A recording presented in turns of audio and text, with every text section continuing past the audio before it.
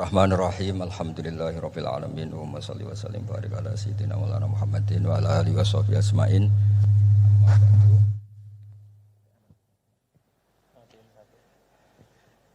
Alhamdulillah niki ngaji bareng juga enggak ngerti polanya juga. Ya, yang terhormat nih wonten Bapak Rektor, wonten Mas Zainul Masdi, wonten Ketua Badan Wakaf Mas Warsono Muhammad sedanten saya hormati. Ini katanya untuk bahagia. Jadi saking pentingnya untuk bahagia itu sampai Allah itu kadang ngendikan hal yang enggak penting, tapi menjadi penting karena untuk bahagia. Jadi kalau Allah tanya Nabi Musa ketika ketemu dipanggil itu, wa ma tilka biyaminika ya Musa, yang kamu bawa itu apa? Padahal ketika dipanggil itu kagetnya bukan main. Misalnya pegawai UI dipanggil rektor itu kagetnya bukan main. Bawaannya rektor itu mesti nyalahkan. Mesti pikirannya orang itu mesti ketua badan wakaf ya sama. Mesti mau negur atau apalah. Nah, bawaan orang dipanggil atasan tuh grogi, maka Allah ngendikan yang rileks. Kamu bawa apa? Gitu. Yang kamu pegang tangan kanan kamu itu apa? Masa Allah tanya sekedar gitu kan karuan. Wong kita manusia aja tahu yang dibawa Musa itu apa tong? Kok Allah malah tanya? Banyak analis, banyak mufassir, banyak ahli hakikat yang berpendapat Allah itu menghilangkan groginya Nabi Musa. Sehingga tanya yang ringan-ringan. Jadi saya mohon ini pimpinan di sini juga kalau tanya anak buah yang ringan-ringan. Wes sarapan. Bon.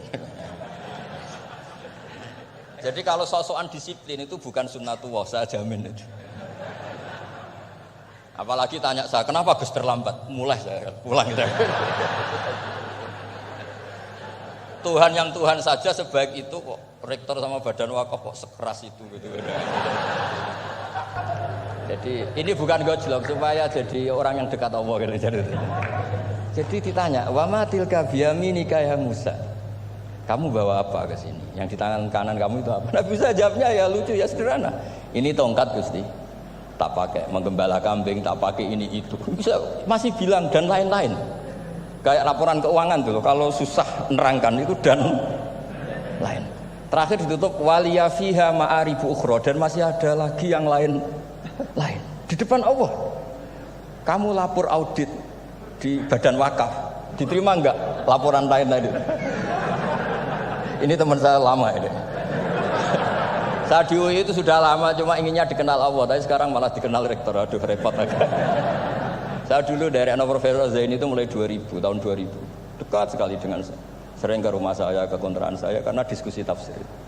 Dan saya ikhlas sekali tidak ingin dikenal rektor, badan wakaf siapapun. Karena keluarga saya itu, bapak saya itu wali. Jadi kalau wali itu kepinginnya dikenal Allah.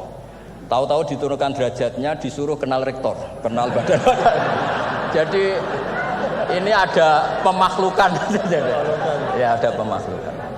Turun dulu baru naik. Ya. Jadi saya artinya gini, saya di sini itu sohibul bait. Jadi tadi Mas Masdi itu keliru kalau nanti saya ngisi. Saya ini sohibul bait, nanti yang ngisi ini. Maksudnya seperti itu maksudnya. Jadi, karena tuan rumahnya saya Pak Warsono. Ya, ini tamu ya. Tapi ternyata pemakhlukan itu penting.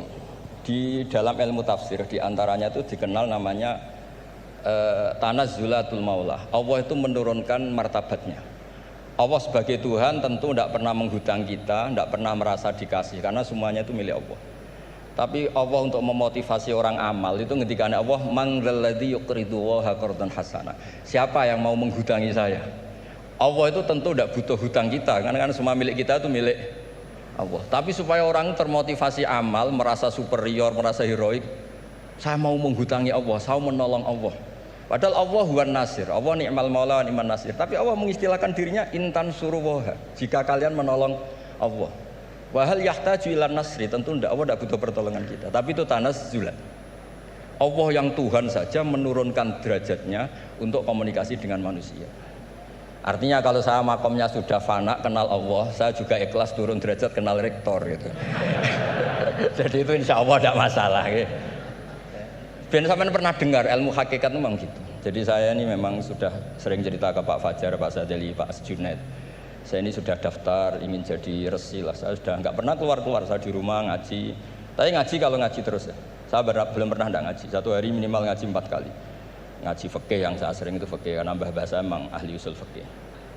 Dulu pertama Profesor Zaini melibatkan saya ini cerita ke Mas Majdi itu gara-gara beliau itu profesornya itu sastra, adab, di Al-Azhar itu adab. Iya, Zaini. Orang tua dari rektor. Iya. Sekarang. Nah, karena jurusannya adab, beliau memang pakarnya kalau menghaluskan bahasa. Tapi masalahnya di Quran kan banyak fikih juga dan beliau cari ahli fikih. Singkat cerita, entah gimana ceritanya Allah yang mempertemukan ketemu saya. Nah, kenapa kita butuh fikih, tidak sekedar kesusastraan atau ilmu adab? Karena ada tafsir atau fikih dalam Quran yang mau tidak mau harus difikihkan. Misalnya begini, wa antasma'u bainal ukhtain. Kamu tidak boleh menikahi sekaligus mbak dan adiknya atau adiknya dan mbaknya. Jika Anda berpikir Quran itu hanya Quran, maka berarti apa boleh menikahi misalnya Sri dengan buliknya, Sri dengan budenya. Padahal tidak boleh juga. Tapi faktanya Quran hanya ngendikan wa antasma'u bainal ukhtain. Sebab itu zaman Rasulullah SAW sugeng itu nambahi wala binal mar'ati wa ammatiha wala binal mar'ati wa kholatiha. Juga tidak boleh menikahi Sri dan budenya atau Sri dan buliknya. Dan kebetulan Nabi itu tidak menambahkan wala binal mar'ati wa jaddatiha. Karena kayaknya itu nggak usah dilarang, ya sudah lucu aja gitu. Masa kamu nikahi perempuan umur 17 terus minat mbahnya umur 70. Lah itu kalau sampai butuh dilarang ya Anda perlu berobat itu. Tapi kalau bulik kan kadang masih menarik. Orang-orang kayak gini itu misalnya nikah umur 17, buliknya cantik umur 30, minat enggak? Jadi artinya butuh dilarang untuk tidak minat tuh butuh dilarang gitu. Tapi kalau mbah Ngono kok ditakok. nah ngono kok ditakok. Ini pakarnya. Ini tetangga saya orang Bojonegoro, dulu benderanya Profesor Zaini juga. Artinya andai kan tidak ada usul fikih ini mimbabi itlaqil ba'di wa iradatil qul. Meskipun usul fikih itu yang menginduk ilmu balaghah, ilmu ini itu. Jadi Allah menyebut bainal ukhtain artinya diganti bainal mahromain. Jadi ukhtain itu ibaratun atau itlaqul ba'di, yaitu ukhtain mewakili kata mahromain. Dua perempuan yang punya hubungan mahram tidak boleh dinikah bersamaan untuk orang-orang yang poligami. Ini penting supaya semua tafsir juga gitu, lafat-lafat yang ada mahdzufnya itu kita jaga, baik itu secara keilmuan maupun secara fikih. Keilmuan misalnya begini, orang yang dilaknati Allah, mala'anahu wa ghadiba alaihi, di antaranya diteruskan wa ja'ala minhumul qiradata wal khanazira wa abadat tauhid. Lalu misalnya secara penelitian tidak pernah ada makhluk manusia yang dulu jadi kera. Tapi melihat ayat itu seakan-akan itu pernah ada periode atau kejadian di mana manusia itu dirubah jadi kera. Wa ja'ala minhumul qiradata. Mau tidak mau kita butuh perangkat ilmu lain yang namanya balaghah. Itu orang Jawa, itu kalau dilangkai kakinya itu hanya bilang kayak kera. Orang nggak sopan tuh katanya kayak kera. Tapi kalau dilangkai kepalanya langsung oh dasar ketek itu, dasar kera. Artinya dalam ilmu tasbih, kalau kemiripannya itu biasa itu masih disebut ka seperti. Tapi kalau mirip banget perilakunya itu kafnya dibuang. Sehingga orang yang tuli banget terhadap kebenaran Allah bilang summum bukmun umyun. Orang kafir itu summun, tuli misalnya. Bukmun ada bisu. Padahal faktanya mereka bisa mendengar, bisa ngomong, bisa bicara. Tapi saking tidak pernahnya mau mendengar kebenaran, di redaksinya sumun, bukan kasumi tapi sumun. Begitu juga di bab madh memuji. Kalau orang agak ganteng, mungkin saya kalau muji Mas Masdi hanya kalkomar, muji Pak Rektor paling ya kalkomar. Tapi kalau muji Nabi langsung komarun, anta samsun, anta bedrun, karena gantengnya kelewat, sehingga kaf tasbih sepertinya itu dibuang. Nah, andai kan tidak ada fakta manusia itu pernah dirubah jadi kera di era itu, andai kan itu nggak ada, kita sendiri juga nggak tahu. Kita masih bisa menganalisis dengan teori balaghah. Jadi wa ja'ala minhumul qiradata kal qiradah. Mereka atau mislal qirodah, mereka dijadikan Allah laksana kera, tidak berakhlak, tidak beretika, tidak bermoral. Ini pentingnya ilmu balaghah, sehingga kita tidak perlu mengharuskan orang berkeyakinan dulu itu pernah ada orang manusia dirubah jadi apa? Kera. Nah misalnya ada yang berkeyakinan atau berpendapat memang itu pernah nyata, itu ngendikannya Rasulullah kemudian itu dihilangkan, hanya hidup 3 hari kemudian hilang sehingga nggak punya turunan. Jadi pilihan-pilihan dalam tafsir itu satu tentu riwayat, dua itu analisis balaghah. Nah, analisis fikih itu tidak kalah penting karena konstruksi Quran itu ada fikih yang sudah mapan. Seorang lagi ada fikih yang sudah mapan. Ketika Nabi Lut itu menyesali kaumnya itu lesbi dan gay, kelainan seksual. Itu Nabi Lut ngendikan haula ibanati hunna adharulakum. Kalau kamu ingin menyalurkan kebutuhan biologis Anda, ini ada anak-anak putri kami, hunna adharulakum. Itu lebih suci bagi kalian. Tentu fikih itu sudah mapan, maknanya dinikahi dulu dengan proses nikah yang sah. Nah, barokahnya fikih yang mapan ini Allah tidak cerita tafasilul umur, tidak cerita detail-detailnya. Sehingga salah sekali kalau kita sering bilang kita hanya kembali ke Quran. Itu tidak bisa karena Quran juga tidak berdiri sendiri dengan makna yang sebenarnya karena turun itu ada asbabun nuzul. Ini yang terakhir supaya ngasih pekerjaan kan jauh-jauh dari NTB. Ya kan bisa dimanfaatkan secara baik dan benar. Saya ini Sohibul Bait. Nah, enggak ini bukan guyon tapi memang betul harus begitu memang. Mau enggak mau. Sumpah misalnya. Orang itu kalau ditagih hutang atau ditegur itu masih ya besok saya bayar. Ditagih lagi kayak gak percaya, wawahi besok saya bayar. Jadi kata wawahi itu mesti menunjukkan emosi, tersinggung, sumpah. Sehingga suatu saat ada seorang khotib ini ngendikan, fa warabbis samai wal ardi innahu la haqqum mislama annakum tantikun. Demi Tuhannya langit dan bumi. Itu si Bedui, ada orang Arabi, orang desa. Langsung menyelasi Pak Khotib tadi. Pak Khotib, mangdalladzi akhdhafal jalil hatta alja'ahu ilal yamin. Siapa yang bikin murka Allah sehingga Allah terpaksa sumpah? Semenjak itu jadi ilmu, kalau Allah memulai redaksi dengan sumpah, dengan qasam pasti Allah tersinggung. Jika lafaz-lafaz yang dimulai wanaziati khorqa atau dimulai wasamsi waduhaha, mesti terusannya itu Allah agak marah. Karena di mana-mana orang sumpah itu menjelaskan sama yang agak tidak percaya. Itu dzauqul arabi, itu adzauqus salim. Nah begitu seterusnya. Kemudian masalah wasfiyah ismiyah. Saya dulu sering debat sama Profesor Zaini. Kan misalnya kiai-kiai di Jawa umumnya kalau maknani min alakin itu segumpal darah.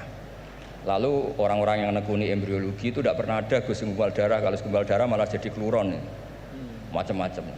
Katanya Quran itu mesti benar ini ada segumpal darah. Kata saya segumpal darah itu bahasa Indonesia, Quran itu bahasa Arab. Tidak akan ada itu di Quran kata saya. Tapi ada yang bilang segumpal darah ya, tetap aja itu enggak Quran. Yang Qurannya min alakin, segumpal darah itu bahasa Indonesia. Quran tidak ada yang bahasa Indonesia kata saya. Nah tapi itu bisa dianalisis pakai balaghah atau pakai teori madatul kalimah.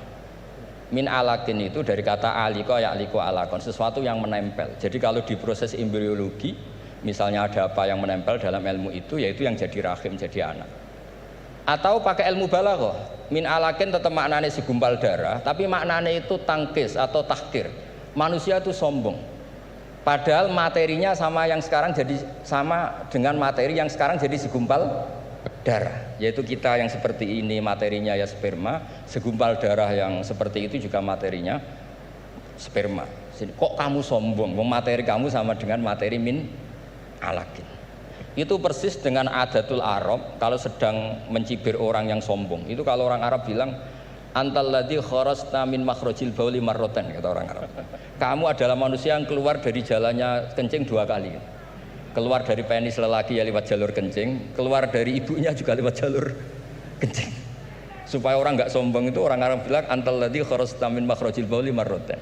Nah, min alakin itu dalam konteks itu karena begitu angkuhnya Abu Jahal, begitu angkuhnya kafir-kafir Quraisy, sampai diingatkan Allah ulang, kamu ini materinya min alakin, sejenis itu mbok yo jangan yatuho.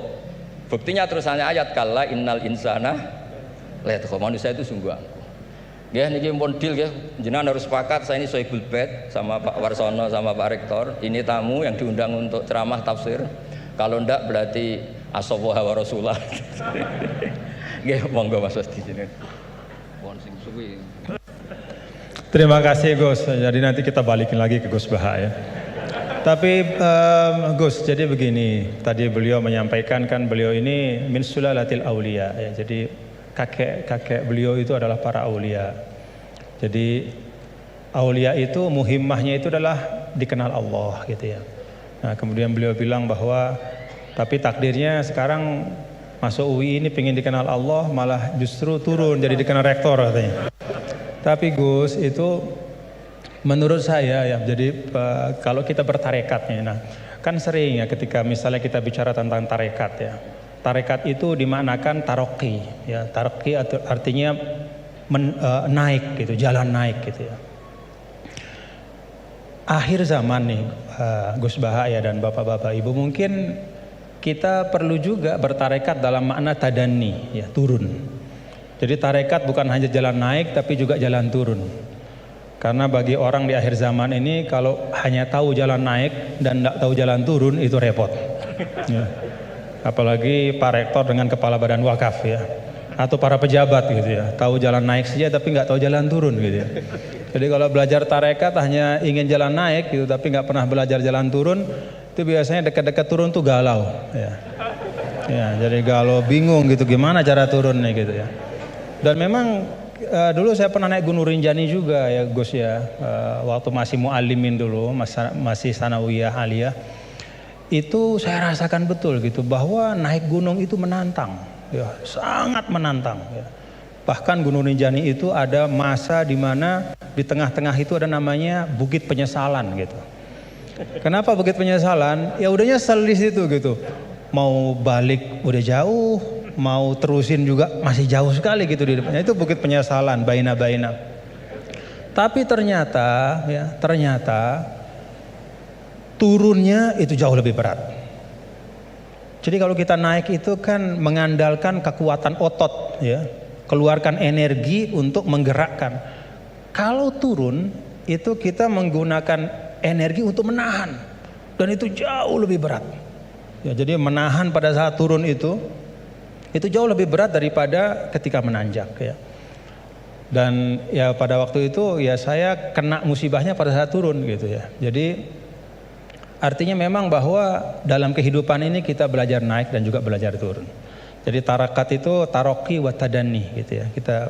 Dan kalau sudah turun ada masanya juga naik. Jadi Gus Baha tadi kenal rektor, nanti kenal kepada Allah lagi, balik lagi kepada niat semula insyaallah. Nah, saya ingin sampaikan nih, beliau tadi sedikit sekali ya, dalam waktu yang sangat singkat, tapi itu menyampaikan hal-hal yang sangat penting ya. Saya nggak tahu nih, dipahami nggak apa yang beliau sampaikan tadi nih? Dipahami nggak? Mulai balaghah, kemudian madah. Ngerti nggak madah itu? Madah itu apa? Madah itu pujian-pujian ya. Bagaimana turuku ta'bir ya, asalibut ta'bir ya, bagaimana orang Arab itu mengungkapkan ya perasaan mereka, mengungkapkan harapan mereka ya. Bagaimana mereka memilih diksi-diksi dalam komunikasi mereka, itu mewarnai Al-Qur'an. Jadi beliau ini tadi ketawa-ketawa ya, bapak-bapak juga ketawa-ketawa semua ya. Tapi yang disampaikan itu sudah bahan kuliah buat di Rosat Ulia itu, buat pasca sarjana itu.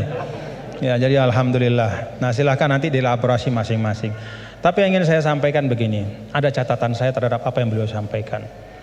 Pertama, apa yang beliau sampaikan itu menegaskan ungkapan wa'tul buyuta min abwabiha. Masuklah ke rumah melalui pintunya. Kalau kita ingin belajar Al-Quran itu ada jalannya, ada pintunya. Tadi beliau sudah sampaikan, ada tafsirul Quran bil Quran, ada riwayat, kumpulan riwayat ya. Bahkan Al-Quran juga menegaskan sebagian satu sama lain itu saling memperkuat, saling membantu. Jadi kalau kita misalnya bertanya-tanya, waman a'rada an dzikri fa inna lahu ma'isyatan dhanka wa nahsyuruhu yaumal qiyamati a'ma. Kata zikri itu maksudnya apa gitu? Karena kata zikr itu kan dalam Al-Quran luas ya. Apakah zikr itu adalah zikrullah, subhanallah, alhamdulillah, wa la ilaha illallah. Sehingga ayat itu artinya siapa saja yang berpaling dari mengingat Allah, maka hidupnya akan menjadi sempit, akan sumpek, akan resah. Atau zikri di situ maknanya adalah Al-Quran ya. Sehingga artinya adalah barang siapa yang memalingkan dirinya dari pesan-pesan Al-Quran, maka hidupnya akan disorientasi. Bagaimana kita mengambil pilihan di antara dua makna? Nah, kita lihat. Qala rabbi lima hasyartani a'ma wa qad kuntu basira qala kadzalika atatka ayatuna fanasitaha wa kadzalikal yauma tunsa. Lalu orang itu mengatakan di akhirat, ya Allah, bagaimana mungkin kok saya dibangkitkan dalam keadaan buta, padahal di dunia saya melihat. Kemudian Allah mengatakan, qala kadzalika, itu balasan yang setimpal, atatka ayatuna fanasitaha. Telah datang kepadamu ayat-ayat kami lalu kau lupakan. Nah, dari ayat ini maka ulama menafsirkan kata zikri. Oh, yang dimaksudkan dengan zikri itu adalah ayatuna, yaitu Al-Quran. Nah, ini yang disebut dengan Al-Quran yufassiru ba'duhu ba'duhu. Dia saling menafsirkan. Baik itu penafsirannya datang segera setelahnya, ataupun di ayat-ayat yang lain seperti yang Al-Mukarram Kiai Haji Bahauddin sampaikan. Ada yang di bagian yang lain, baik itu secara nas, secara sharih, ataupun secara dilalah, secara tunjukkan isyarat. Ketika misalnya Nabi Adam alaihissalam, Allah Ta'ala sampaikan apa? Fatalaqa Adam min rabbih kalimat. Allah Ta'ala memberikan, Adam menerima dari Tuhannya kalimat. Fataba alaih. Dengan sebab kalimat yang dia ucapkan itu, Allah ampuni dosanya, kekeliruannya. Apa kalimat itu? Oh, ada di ayat yang lain. Rabbana zalamna anfusana wa illam taghfir lana wa tarhamna lanakunanna minal khasirin. Itu pintu memahami Al-Quran. Tadi Gus Bah bilang sampaikan, ada pintunya. Baik itu pintunya adalah riwayat-riwayat dari Al-Quran, dari hadis juga beliau sampaikan tadi. Al-Quran gak dibiarkan sendiri oleh Rasul, tapi didatangkan hadis untuk menyempurnakan. Bahkan ketika dulu ada orang ya, yang mengatakan ini bukan zaman sekarang, zaman dulu sekali. Ba'das sahabah, zaman tabi'in. Saya lupa, mungkin Gus Bah yang ingat riwayatnya secara persis. Ada yang datang kalau tidak salah kepada Al-A'mash, seorang imam besar namanya Al-A'mash. Lalu orang itu mengatakan, ya Imam, kenapa kita capek-capek Anda ajak kami untuk baca hadis? Kenapa Anda ajak kami untuk mendiskusikan hadis panjang-panjang? Bukankah sudah ada Al-Quran di tengah-tengah kita? Ngapain lagi? Apa kata Amash? Ya ahmaq. Pak, atajidu, apakah kamu temukan dalam Al-Quran itu ada sholat 5 waktu secara terperinci? Gak ada. Nabilah yang menegakkan amanah untuk menjelaskan. Sholat 5 waktu itu kayak apa, banyak rakaatnya seperti apa, waktunya gimana, kaifiyatnya seperti apa. Bahkan sebelum sholatnya pun Nabi ajarkan isbagul wudunya kayak apa. Bahkan tidak hanya yang wajib-wajib dalam wudu, madmadoh istinsyaknya pun, kumur-kumurnya masukin air ke hidung, semua diajarkan sama Nabi. Maka Amash mengatakan, dari sisi ini Al-Quran lebih butuh kepada hadis daripada hadis kepada Al-Quran. Dari sisi bahwa hadis itu menguraikan, menjelaskan dan menyempurnakan, menambahkan, melengkapi bahkan yang tidak ada di Al-Quran. Nah, itu pintu memahami Al-Quran. Karena itu tidak boleh dan tidak ada istilahnya namanya ahlul Quran dalam makna bahwa hanya mau Quran saja, nggak mau tahu apa kata hadis. Itu nggak ada istilah dalam Islam. Ilmu yang muktabar selalu Al-Quran bersama dengan hadis Rasulullah SAW. Lalu yang kedua pintunya apa? Ya asbabun nuzul. Tadi juga disinggung selintas oleh guru kita bahwa ada sebab-sebab dari turunnya Al-Quran, ayat-ayat Al-Quran. Yang kalau sebab ini nggak difahami, bisa saja ya dalam beberapa kasus orang salah faham. Dan itu kejadiannya bahkan sekali lagi bukan hari ini, bukan kemarin, tapi dulu pada masa orang-orangnya itu masih berhimpitan, berdempetan dengan Rasulullah SAW. Ada seorang sahabat didatangkan, kalau tidak salah pada masa Sayyidina Umar bin Al-Khattab radhiyallahu anhu. Lalu dia ditanya, kenapa kok kamu minum minuman keras gitu kan? Dia mengatakan, loh kan saya ini orang beriman, saya kan orang bertakwa. Kan di Al-Quran tuh ada, laisa 'alal ladzina amanu wa 'amilus solihati junahum fima ta'imu idza mattaqaw wa amanu ila akhir ayat. Enggak masalah kalau sudah beriman bertakwa makan minum apapun. Begitu. Kalau ini secara harfiah kita baca ayat itu. Lalu karena dia baca ayat itu saja, dia beranggapan, oh berarti makan minum udah bebas karena sudah beriman bertakwa. Nah, saat itulah kemudian diluruskan bahwa ayat ini sabab nuzulnya adalah ketika ada sebagian sahabat yang datang kepada Rasulullah SAW dan bertanya, ya Rasulullah, ada teman-teman kita yang sudah meninggal, mereka syuhada pada saat perang-perang, mereka mati syahid, mereka meninggal sebelum turunnya ayat yang mengharamkan khamr. Bagaimana nasib mereka ya Rasulullah? Padahal mereka meninggal dalam keadaan masih minum khamr. Jadi meninggal ya masih minum karena memang belum turun pengharaman. Maka turunlah ayat ini menjelaskan. Oh, kalau memang orang nggak tahu, belum ada taklif kepada dia, nggak dosa. Nah, sebagian ulama kemudian menarik ayat ini juga ke masa sekarang. Ya, kalau misalnya ada di tempat-tempat tertentu, misalnya ada katakanlah dakwah Islam masuk ke suatu negara misalnya, lalu para dai itu menyampaikan tentang tauhid, menyampaikan tentang rukun iman, baru disampaikan tentang rukun iman, rukun Islam, kemudian orang itu dia bersyahadat, dia baru sholat, lalu dia meninggal dalam keadaan dia masih minum khamar, pada saat belum dijelaskan oleh dai itu bahwa Islam mengharamkan khamar. Bagaimana hukumnya dia gitu?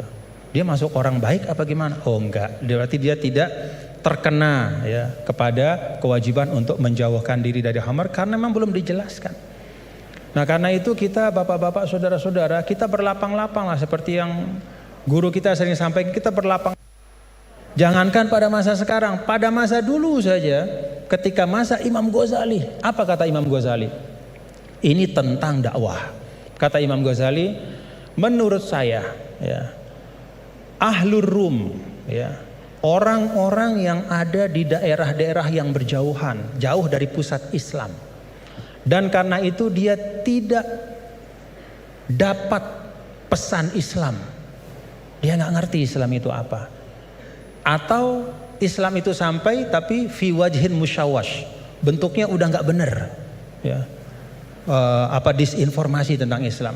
Maka kata Imam Ghazali, orang itu menurut saya hukum mereka adalah sama seperti hukum ahlul fatrah. Jadi nggak bisa kita mengatakan misalnya orang, mohon maaf, orang di belahan dunia Skandinavia misalnya, di negara-negara yang jauh gitu, kemudian kita hukumkan wah mereka itu adalah orang kafir, mereka itu mukhallat finnar. Belum tentu, kecuali setelah kita pastikan bahwa cahaya Islam sudah sampai dalam bentuk yang sebenarnya dan mereka menolak dengan kesadaran. Itu namanya kufur. Al-juhud, menolak dengan kesadaran.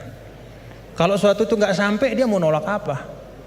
Atau kalau sesuatu itu sampai tidak dalam bentuk yang benar, dia nggak salah kalau nolak. Misalnya hari-hari dia dapat berita Islam agama teroris, misalnya nih dari medianya, itu aja yang dia konsumsi. Kita nggak punya dai ke sana karena nggak ada kita yang menguasai bahasa Skandinavia misalnya, nggak ada yang ngerti bahasa Finland, maka kita nggak pergi ke sana. Kita di sini saja di Indonesia, lalu kita hukumkan orang di sana di mana-mana hanya karena dia tidak la ilaha illallah Muhammadur Rasulullah berarti kafirun mukhalladun finnar. Enggak, belum tentu. Kata Imam Ghazali, bisa jadi itu ahlul fatrah.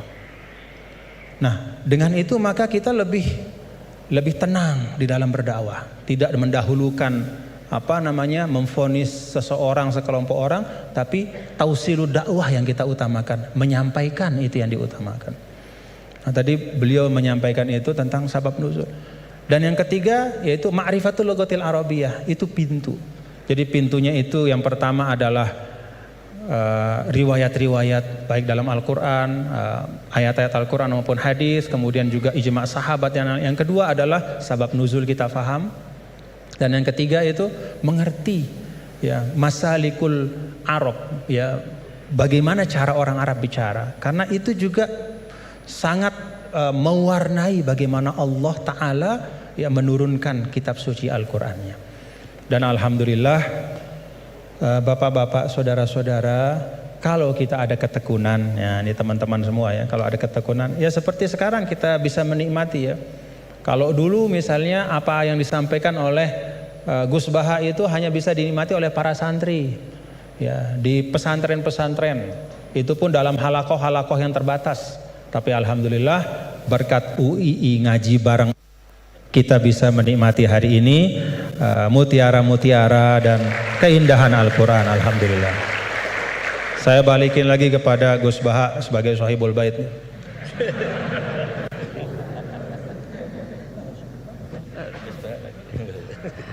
Bismillahirrahmanirrahim. Meneruskan konstruksi ayat ya. Misalnya begini, Anda jangan langsung menyalahkan Nabi Adam. Saya ini sering kampanye untuk membela Nabi Adam.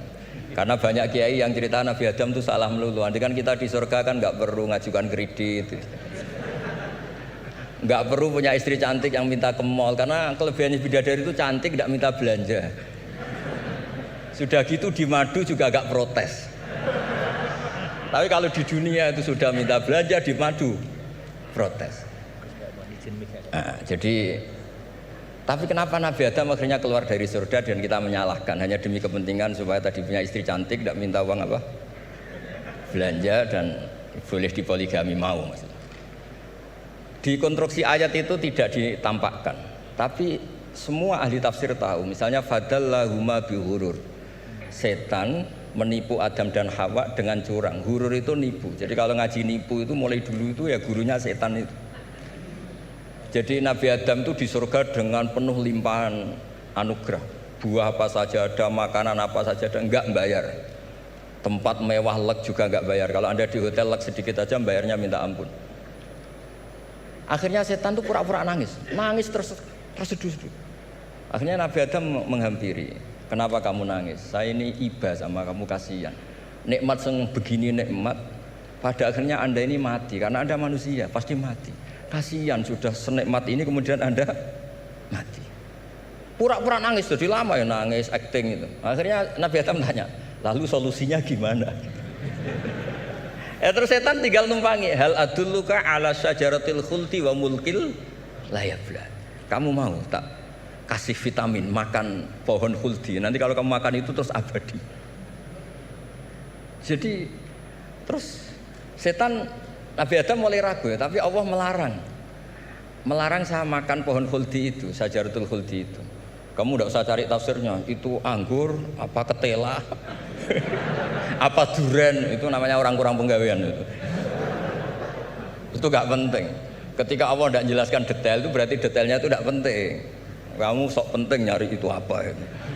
Allah saja tidak menjelaskan, kok kamu yang manusia mau menjelaskan.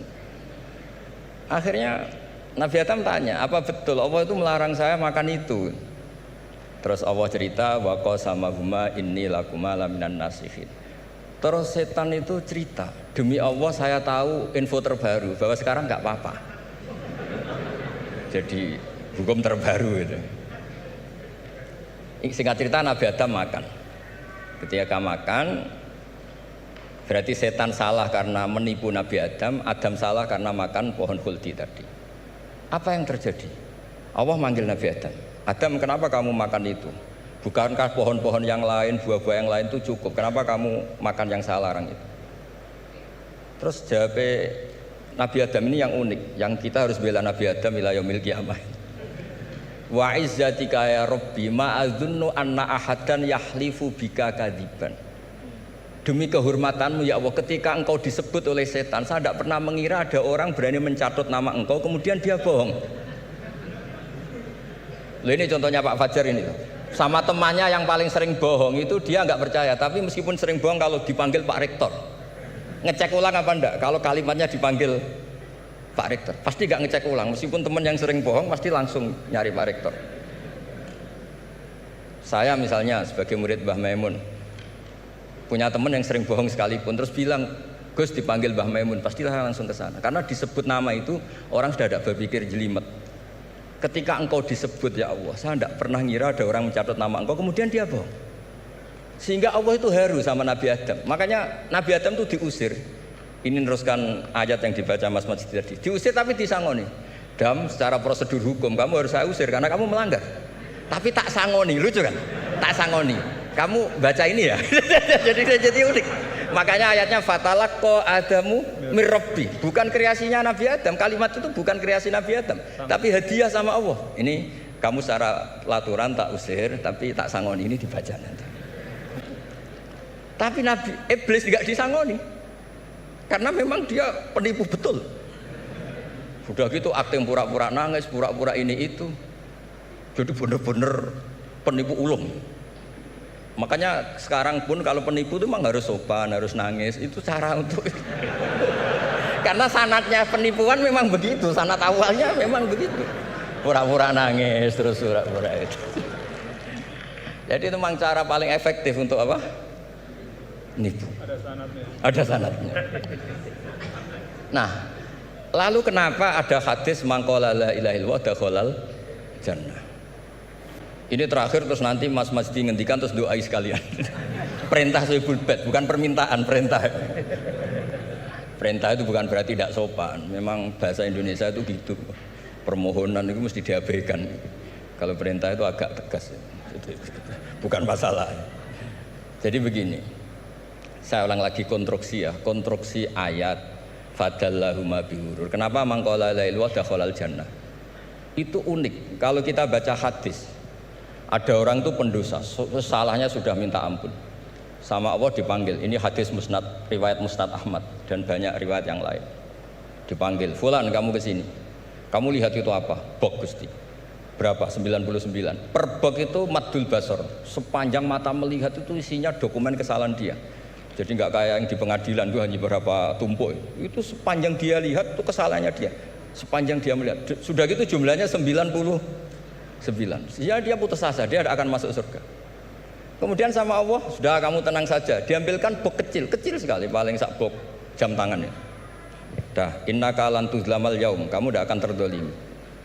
Kenapa Gusti? Ini kamu punya kebaikan ini kecil sekali. Ya apa efeknya Gusti? Kan nggak ngefek kesalahan seperti itu. Kemudian bandingannya hanya kebaikan sekecil itu. Udah kamu tenang aja. Setelah ditimbang, box 99 yang jumlahnya maddul basar kira-kira 3 kilo sama satu wadah jam kecil, ternyata setelah ditimbang itu menangin 1 jam kecil. Karena isinya la ilaha illallah. Malaikat itu gak berani. Kamu berani, ada namaku kemudian kamu abaikan. Saya dipanggil 1000 mahasiswa UII sama satu Pak Rektor, Pak Fajar. Kemana arahnya? Ke satu rektor apa ke 1000 mahasiswa yang manggil? Pak Rektor, kan ini urusan nasib. Nah ini cerita. Malaikat yang nimbang Pak Warsono itu diprovokasi sama malaikat yang lain. Kamu berani nggak mempertimbangkan kata Allah di situ? Wah ya tidak berani. Jadi disebut fala yaskulu ma'asmillahi ta'ala sayun, dibandingkan asma Allah itu tidak ada yang bisa ngungguli. Nah, di sini terus para torekot, para apa konwiridan Allah. Tapi karena kita ini sekarang sudah tidak ngaji malah tanya, gunanya apa sih muni Allah? Lu nyebut pangerane ora gunane. Oh ini sedang nyebut Tuhannya kok kamu tanya gunanya apa? Kamu tak kasih uang aja tidak pernah tanya gunanya uang ini apa? Pas dijak wiridan tanya, gunanya apa sih? Oh dasar orang aneh. jadi logis. Nah, Nabi Adam juga sama, ketika disebut asma Allah itu nggak mikir yang lain, apa setan itu penipu apa enggak, sudah grogi yang manggil Allah langsung. Nah, makanya saya mohon kenapa kita memahami mangkana akhiru kalamihi Allah la ilaha illallah dakhalal jannah. Karena dengan itu malaikat nggak berani macam-macam. Jadi nanti kalau Anda ketemu malaikat tukang hisab, ayo silahkan abaikan nama Allah. Kalau kamu berani berarti tidak malaikatnya Allah. Masa namanya Allah gak dipertimbangkan? Ya tadi misalnya dosen-dosen UI ada undangan seminar menjanjikan, enggak seminar menjanjikan tapi yang manggil rektor, milih mana? Kira-kira saja milih rektor kan? Karena ini nasib berkelanjutan kan kalau seminar kan. Apalagi ini asmane Allah. Nah, makanya Nabi ngendikan fato satis sijilat wasakula ismuwah. Kemudian bok kesalahan tadi jomplang kalah, kemudian yang menang hanya asmanya Allah Subhanahu wa ta'ala. Makanya terus disebut, sudah Nabi ketika tanya amal apa paling baik ya Rasulullah, gini dzikrullah fisirri wal alan gini-gini, dan kamu mati dan kamu hidup walisanu katarbun, kamu harus selalu ingat Allah ta'ala. Lah dene saya sekarang itu sudah biasa ingat Allah terus disuruh ingat rektor, ya muga-muga itu tugas dari Allah juga. Saya tidak tahu apa benar apa tidak tahu. Tapi yang jelas saya tidak jenis orang yang apa ya, terus nganggep Apa dunia penting mboten, tapi yo penting lah nggo sangu mati.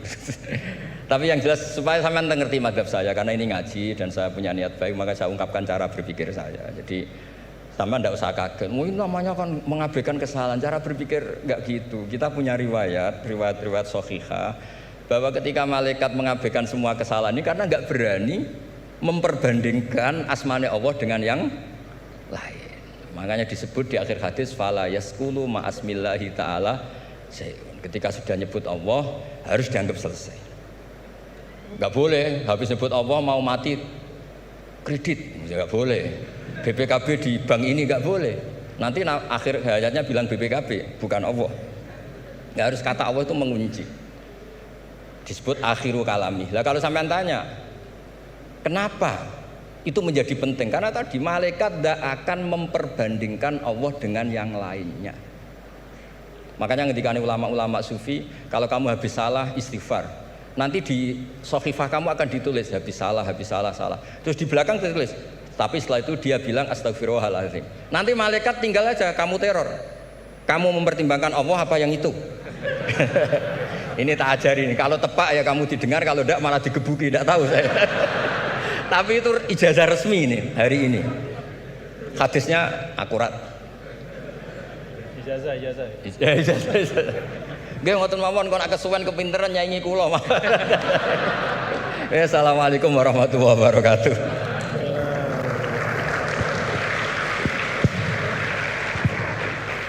Terima kasih karena saya diminta untuk mengakhiri. Ya, saya ingin menyampaikan dua hal saja. Pertama, saya garis bawahi yang beliau sampaikan baru, bahwa kalau Allah tidak berepot-repot ya dan tidak mendetil-detilkan sesuatu ya berarti itu tidak terlalu perlulah ya. Jadi jangan kita sok merepot-repotkan diri ya mendetil-detilkan sesuatu yang Allah Ta'ala justru tidak detilkan.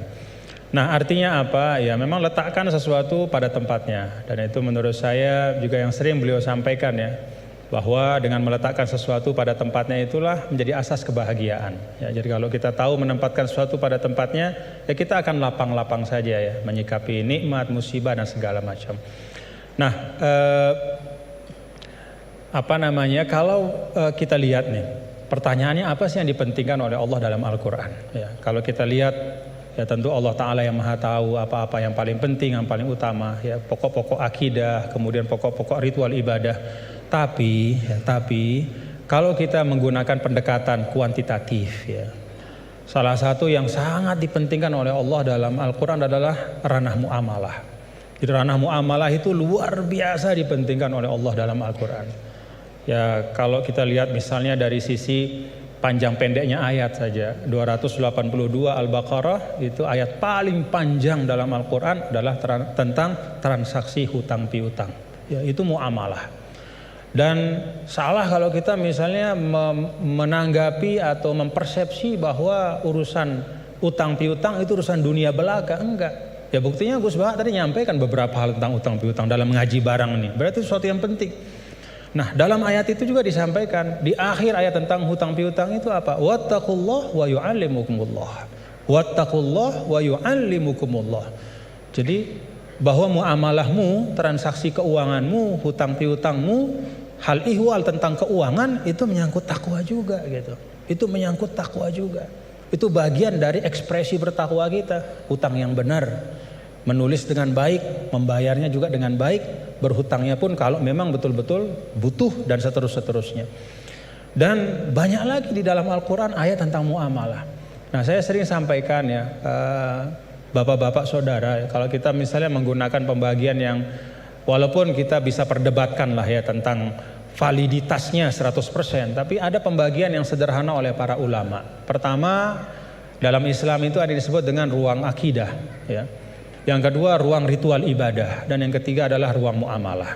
Semuanya itu tentu dalam makna semuanya hidup adalah ibadah, tapi kalau dibagi ruang akidah itu terkait dengan rukun-rukun iman kita, keyakinan pokok. Itu sifatnya tauqifi, nggak boleh dikreasikan. Jadi apa yang Allah Ta'ala sampaikan, yang berikan ya seperti tadi disangoni Nabi Adam, fatalaqa Adam bil kalimatin fataba alaih. Ya Rabbana zalamna, ya itu sudah sangon dari Allah. Ya iman itu ya kayak begitu. Kita disangoni, diberikan, ditegaskan, dibatasi. Lalu ritual ibadah juga sama, sifatnya tauqifi. Nah, pada saat muamalah itu sifatnya beda. Sifatnya itu ijtihadi ibada'i. Jadi sifatnya itu kita dikasih prinsip oleh Allah, ruang muamalah kehidupan ini, namanya sosial, politik, budaya, ekonomi, ya, kita diberikan prinsip, tetapi perinciannya itu diserahkan kepada kita. Bagaimana kita memprosesnya supaya bisa menghadirkan kemanfaatan dan kemaslahatan untuk semua tanpa menghilangkan prinsip-prinsip itu. Nah, jadi kalau kita dalam konteks misalnya yang beliau sampaikan tadi, ya semua hal-hal yang ada ini selain daripada akidah dan ritual ibadah itu kan muamalah. Maka prinsipnya adalah kita saling melengkapi gitu. Dan saling mengisi dalam kebaikan. Nah, kemudian yang kedua, yang terakhir, ulama juga mengatakan begini. Ketika kita belajar Al-Quran, maka kita juga belajar tentang lawazimul makna atau lawazimul faham. Ada satu kefahaman dari ayat. Nah, konsekuensi dari kefahaman itu apa? Ya, nah, itu beliau tadi juga sudah sampaikan berulang kali. Kalau kita misalnya, ini satu ilustrasi saja. Ya ayyuhalladzina amanu idza qumtum ilas salati faghsilu wujuhakum wa aydiyakum ilal marafiq wamsahu bi ru'usikum wa arjulakum ila akhiril ayah. Wahai orang beriman, kalau ingin masuk ke dalam solat, hendak solat, maka ambil air wudu. Basuhlah muka dan seterusnya sampai akhir ayat. Secara fikih, ya tadi beliau sering mengajarkan kita, secara fikih ini tentang kewajiban kita berwudu dengan prosesinya. Tapi ada lawazim dari ayat ini. Apa lawazim dari ayat ini? Kalau kita bicara wudu, kita bicara sumber daya air.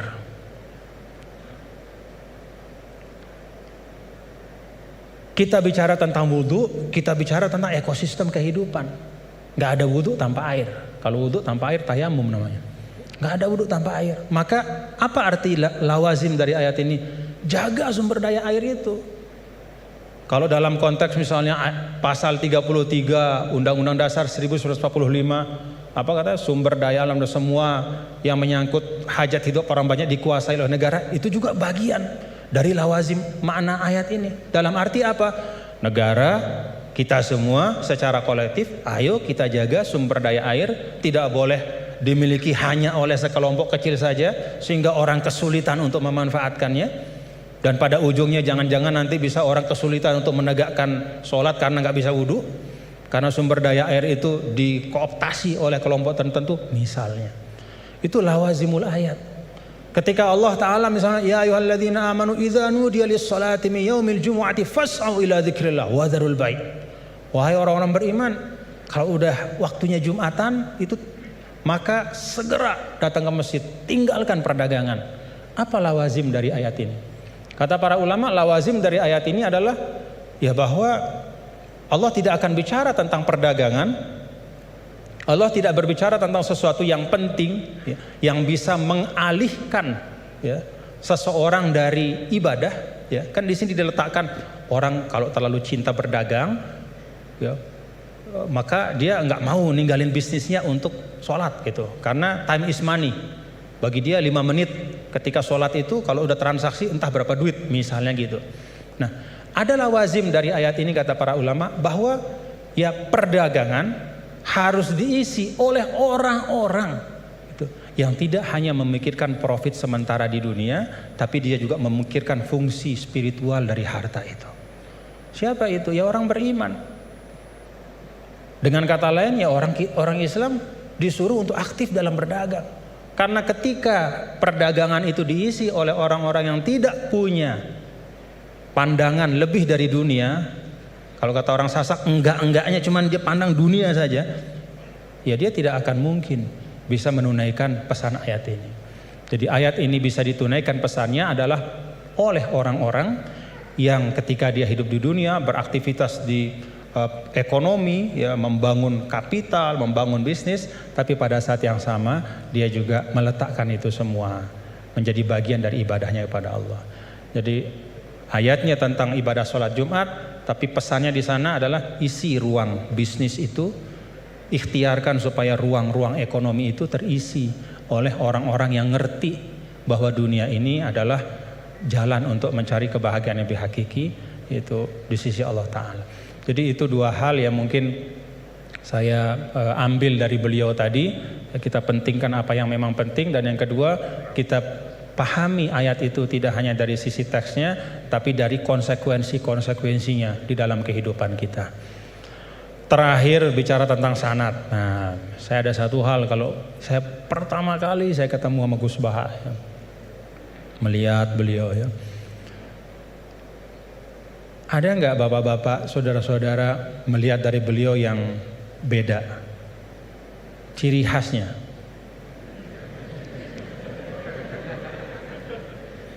Ciri khasnya beliau itu gini. Tapi hari ini ikroman li rektor, jadi rambut gak kelihatan beliau. Alhamdulillah.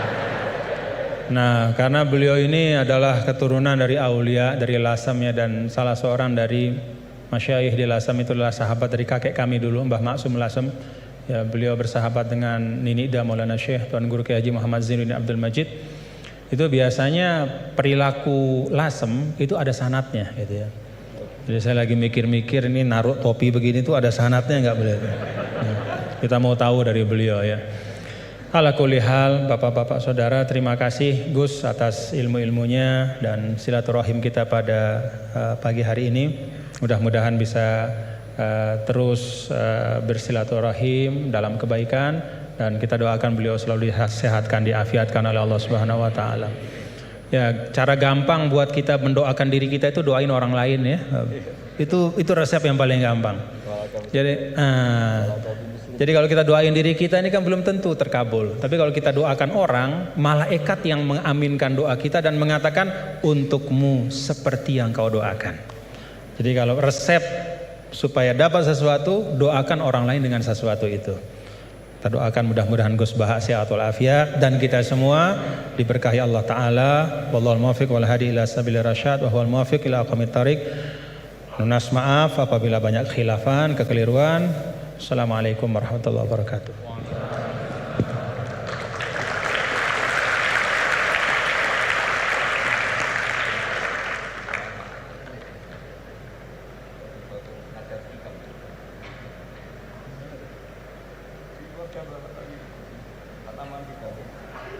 Baik, karena masih ada waktu yang tidak banyak, mungkin sedikit, beliau juga berkenan untuk ada sesi tanya jawab.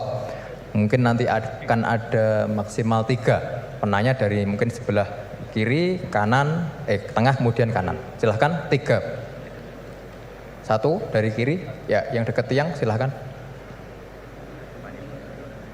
Silahkan berdiri untuk meminta mic dari panitia. Ya, singkat ya. Assalamualaikum warahmatullahi wabarakatuh. Ya, menarik pemaparan dari guru kita semua terkait dengan Islam harus membahagiakan. Yang pertama, tafsirnya adalah sekarang ada paham materialisme itu juga menawarkan kebahagiaan, paham hedonisme juga menawarkan kebahagiaan, paham liberalisme itu juga menawarkan kebahagiaan. Jadi Islam bahagianya itu mungkin kita bisa menilai diri kita masing-masing. Hari ini paham apa yang kita pakai untuk bahagia? Apakah betul-betul Islam konsepsi atau Islam yang sudah berkembang jadi modernisme dengan kombinasi kapitalisme, liberalisme, kemudian hedonisme, kemudian yang saya sebutkan tadi bercepat. Jadi tafsirnya ayat ini menurut modernisme sekarang kemudian dikaitkan dengan penjelasan tadi, kebahagiaan itu Islam membahagiaan.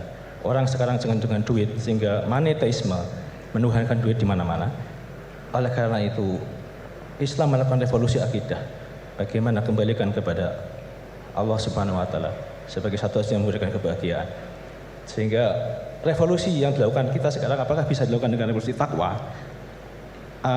Ali Imran 102. Ya ayyuhalladzina amanu taqullaha haqqa tuqatih wa la tamutunna illa wa antum muslimun. Allah memanggil kepada orang beriman yang diakui imannya untuk bertakwa dengan sebenar-benar takwa, menjadi iman yang disamakan dengan kekasih Allah, wali Allah, dan kemudian kalau tidak mati dalam keadaan Islam, yaitu iman yang terdaftar seperti Gus Baha sampaikan tadi, dia punya satu kalimat tapi berharga sekali, itu iman yang terdaftar, yang murni tidak kesyirikan. Pertanyaannya adalah bagaimana revolusi takwa kita buat untuk melawan revolusi industri hari ini yang sudah membuat orang tertipu. Sebagaimana Gus Baha sampaikan, banyak orang tertipu. Setan ahli tipu dengan lemah lembut, kasih sayang, dengan duit, Ya, sehingga bagaimana kita menghadapi tipuan-tipuan dunia seperti sekarang lewat revolusi takwa yang kita buat, dan bagaimana bentuk konkretnya, metodologisnya. Mungkin itu saja. Terima kasih. Assalamualaikum warahmatullahi wabarakatuh. Waalaikumsalam. Berikutnya penanya kedua dari tengah. Tengah. Oh ya, silakan Mas Pade.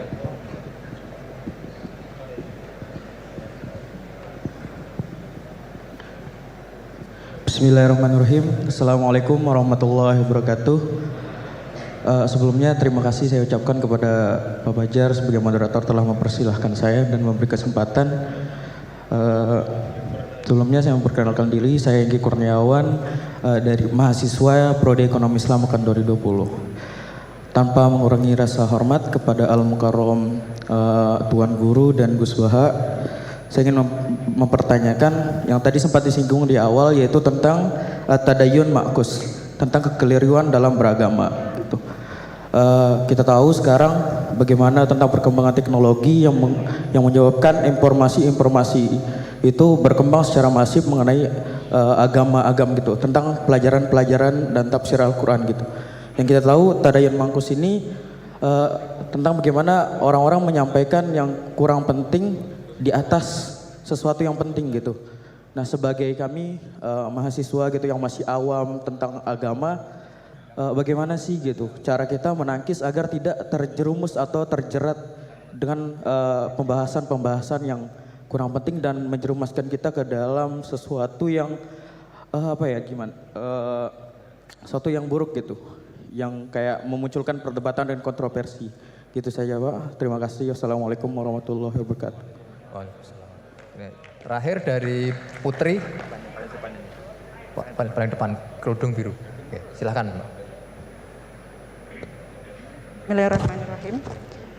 Pertanyaan fikih sangat sederhana tapi saya tidak paham.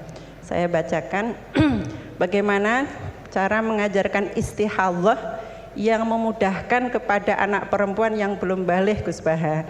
Karena kalau kami jelaskan dengan menghafal dan memahami syarat-syarat tamyiz, mereka kesulitan. Dan kalau perempuan tadi sudah paham belajar istihadhah tanpa memahami tamyiz, apakah selanjutnya perempuan tersebut harus belajar istihadhah dengan memahami syarat-syarat tamyiz? Sampun. Tiga penanya. Berikutnya kami berikan kesempatan kepada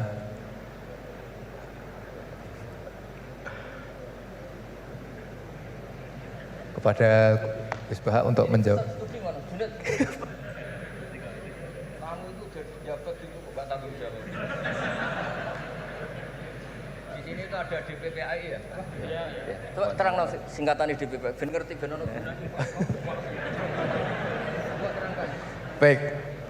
Baik hadirin yang berbahagia, di seperti yang diperintahkan oleh Gus Baha, bahwasanya di UI ini ada DPPAI, Direktorat Pendidikan Pembinaan Agama Islam. Jadi menurut beliau itu gaji, maksudnya supaya jawab gajinya bentuknya akhirat. Menurut beliau yang berhak menjawab itu adalah orang DPPAI, waduh, karena yang bertanggung jawab atas Islam di UI. Bagus. Ya kan? Ini tak bantu.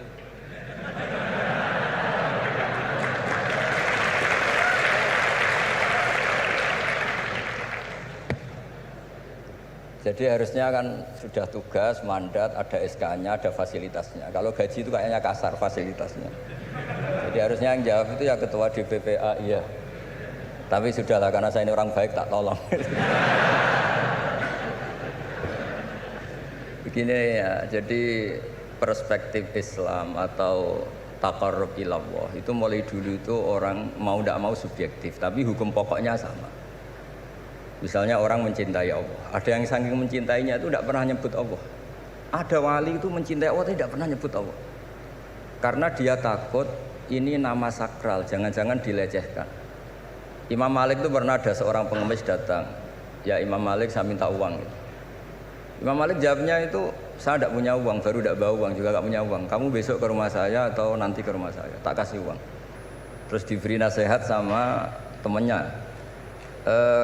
Halai itu mbok yao Anda ngomong rozakokallah, Ya, semoga Allah memberi rezeki kamu. Jawabnya Imam Malik itu apa? Saya masih hafal teksnya. Fa'ana ujillu ismallahi ta'ala an askura indaman yakrohu sama'ahu. Ada yang baca sima'ahu walau dimna jumlatin. Saya tidak mau nyebut nama Allah pada orang yang nggak suka nama itu, meskipun tuh hanya secara apa itu eksplisit. Artinya kalau dongak itu serang di duit, jaluk duit kok kayak itu kira-kira itu. Wong saya mintanya uang kok dikasih apa? Doa. Jadi kadang-kadang orang cara mencintai Allah itu, lah ya bagi pengemis tadi rozaqaka Allah itu maknanya kan nggak mau memberi kan? Doa tadi kan disimpulkan nggak mau memberi. Sama seperti kita di Jawa ada keponakan misalnya mau mondok pamit padenya, kata padenya ya wis le tak sangoni selamat, ya sudah tak sangoni selamat. Selamat ndonga tok gak modal agak tunggale. Nah, berdoa saja tanpa modal. Nah, Sayyidina Umar radhiyallahu anhu itu diantaranya orang yang meriwayatkan hadis Innallaha ta'ala kallafani an asrifa anhu du'a. Allah memaksa saya, menugaskan saya supaya tidak semuanya itu dikonsultasikan kepada Allah Subhanahu wa taala. Sehingga banyak kiai kalau ada orang potongan rai mustajab, wajahnya itu tidak meyakinkan mustajab doanya. Iya saya ini miskin, utang saya banyak. Nggak akan dijazahi disuruh doa atau duha atau baca waqiah. Karena sekali itu dipraktekkan dan kita tahu potongan gak mandi, itu nanti nyalahkan institusi doa. Jute saya duha juga tetap miskin, saya doa juga tetap miskin. Daripada Allah disalahin mendingan pon sing kerja tenanan. Sayyidina Umar ketika ada orang minta uang dan minta doa, kamu harus kerja yang serius. Fa innas sama ala tumtiru daban, langit tidak akan menghujankan apa? Emas. Jadi di mana-mana mencintai itu ekspresinya macam-macam. Ada ulama yang saking senangnya umatnya Nabi senang silaturahim. Ada ulama yang saking senangnya umat Nabi gak suka silaturahim dengan arti berkunjung karena itu dianggap mengganggu. Teman kita punya anak, punya istri, kadang pas harmonis kita datang terganggu. Wong saya pernah dolan di orang, pas tukaran sama istrinya, itu berhenti dulu ada Gus Pak, nanti teruskan. Ternyata orang tengkar itu diganggu juga gak suka. Jadi tiket, cek, ono Gus Pak, kok terus no. Jadi ternyata orang bertengkar juga gak mau diganggu. Setelah itu tak tanya, tadi diteruskan tengkar aja, materinya lupa Gus. Materi untuk nyerang istrinya lupa. Nah begitu juga zaman Rasulullah SAW. Banyak sahabat yang saking senengnya Nabi sering sowan istifadah. Ada yang saking senengnya Nabi nggak sowan, takut ganggu. Nabi punya keluarga, punya anak, punya istri. Ada yang saking senengnya Nabi kalau ketemu Nabi itu melihat wajahnya sampai dia tahu detail wajah Nabi kayak apa, rambutnya kayak apa. Ada juga yang sama sekali ditanya, sifli wajah Rasulullah, tolong ceritakan ke saya wajah Nabi itu kayak apa. Saya tidak pernah melihat wajahnya Nabi. Loh, Anda ini sahabat masa tidak melihat wajahnya Nabi? Ijlalan lah, saya kalau ketemu beliau itu hormat sekali sampai gak berani menatap mukanya. Sama-sama seneng tapi ekspresinya beda.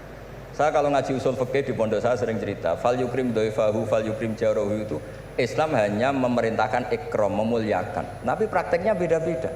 Di kampung kamu ketemu tetangga tidak tanya itu sombong, tapi kalau di kota ketemu tetangga tanya namanya kepo, dianggap ganggu privasi.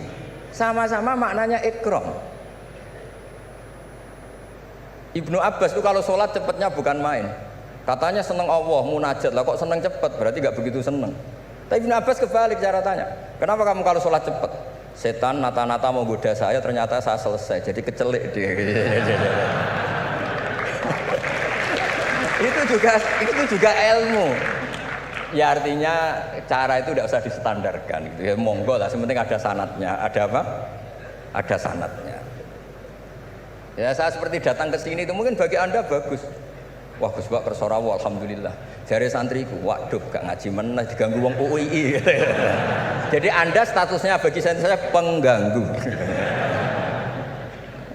Nah, itu juga yang terjadi di tafsir. Wasab atin idza roja'tum. Ada pelanggaran tertentu di puasa itu kafarohnya itu fasyamu salasati ayamin fil haji wasabatin idza roja'tum. 7 ketika kamu pulang. Itu kata Abu Hanifah, 7 hari ini boleh dilakukan di kawasan Mekah. Asal selesai haji sudah. Tapi bagi Imam Syafi'i pulang itu harus sudah sampai rumah. Sekarang saya beri pertanyaan, ketika Pak Fajar ini acara selesai, terus dia pamit saya pulang, Gus saya tak pulang.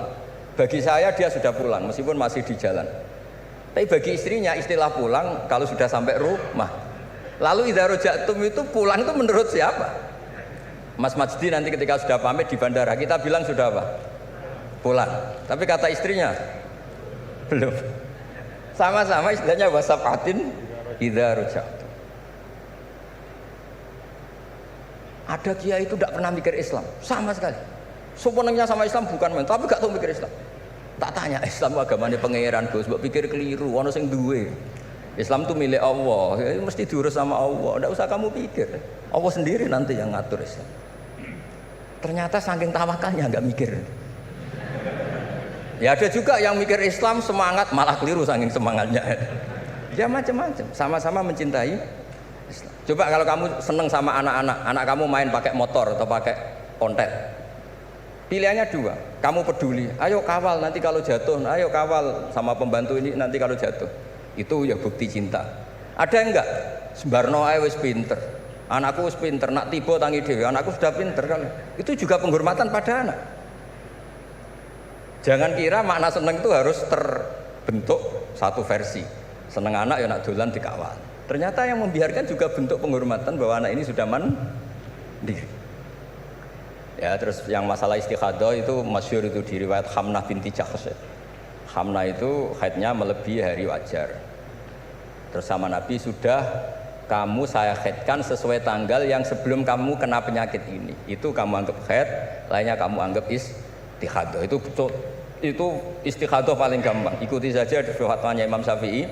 Jadi misalnya Januari kok 6 hari, Februari kok sampai terus mulai ada penyakit sampai 1 bulan keluar darah, Maret keluar darah, itu kata Imam Syafi'i ngikuti riwayat tadi, sudah kamu fatahayadi terus sitata ayam atau sabata ayam, terus Nabi ngendikan kamu menghaidkan seperti bulan-bulan sebelum kena penyakit istikhadah itu. Lainnya di istikhadah. Itu namanya rudat ilal adat.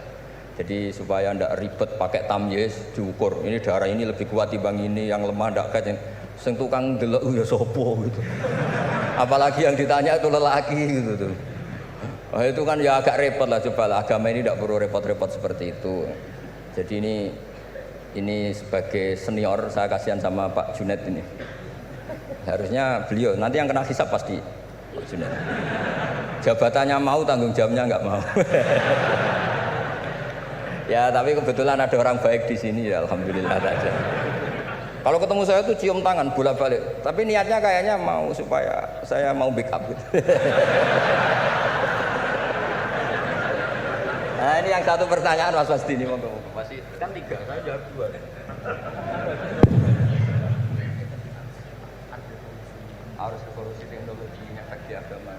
Oh iya, ya sebenarnya kan perubahan-perubahan itu setiap masa terjadi ya. Ya kita menganggap perubahan hari ini perubahan yang paling penting ya karena kita hidup di dalamnya. Tapi bagi generasi-generasi sebelum kita ya perubahan yang terjadi pada masa mereka itulah yang paling penting gitu. Dan beragama kita hari ini ya itu kan juga sebagiannya dibentuk dari bagaimana para ulama kita dulu merespon perubahan-perubahan yang ada pada masa mereka.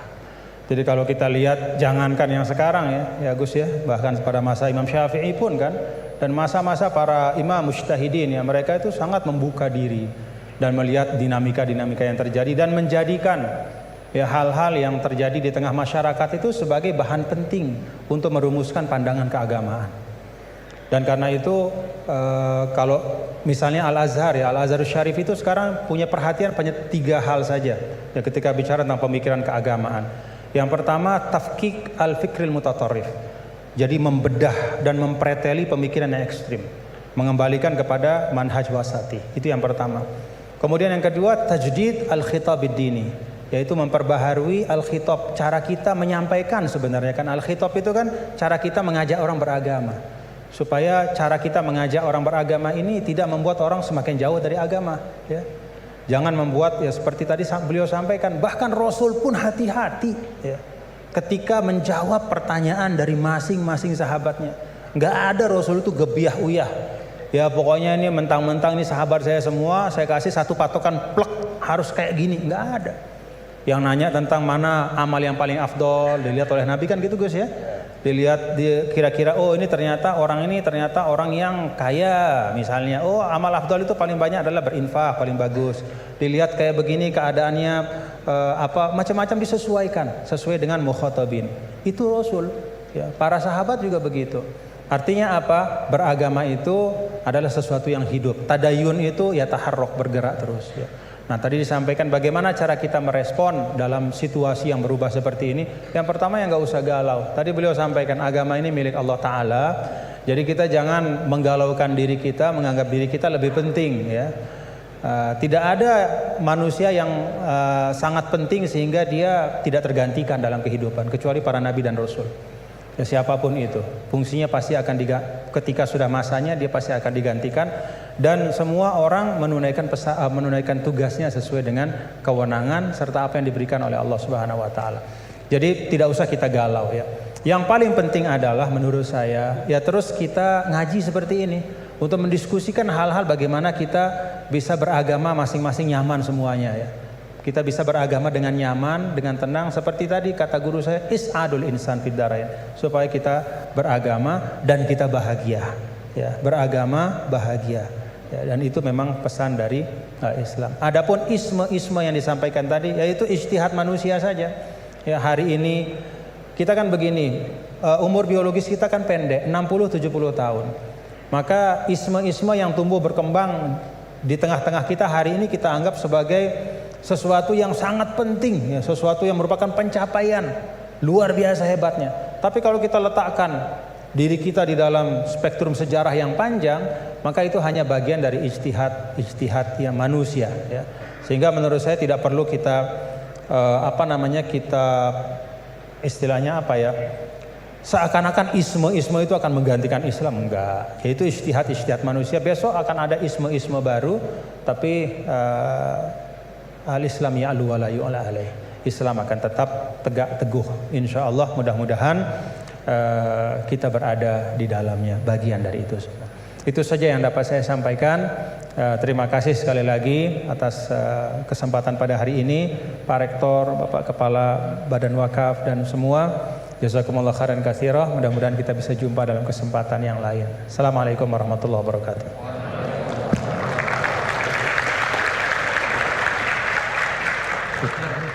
Doa.